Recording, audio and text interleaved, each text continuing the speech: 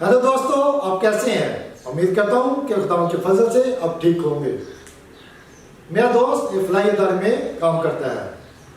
ये शाम वो पैदल अपने घर की तरफ जा रहा था कि अचानक तेज बारिश हुई और देखते ही देखते उसके सारे कपड़े भीग गए और पास से एक कपल तेजी से गुजरा और उस खतून ने मेरे दोस्त की तरफ इशारा करके कहा कि यहाँ पे जूतों का तस्मा खुला हुआ है। और मेरे दोस्त ने उसकी तरफ देख कर कहा शुक्रिया, और उसने सोचा कि मैं घर के बिल्कुल पास पहुंच गया हूं तो घर जाकर मैं जूते तब्दील कर लेता हूं।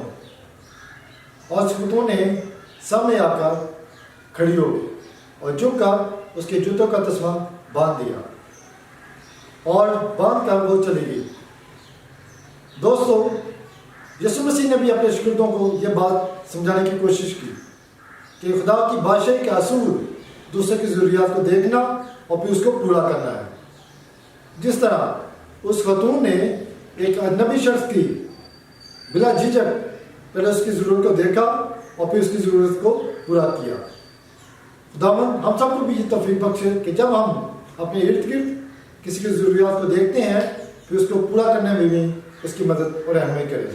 खुदावंद हम सबको ऐसा करने की तौफीक बख्शे। आमीन।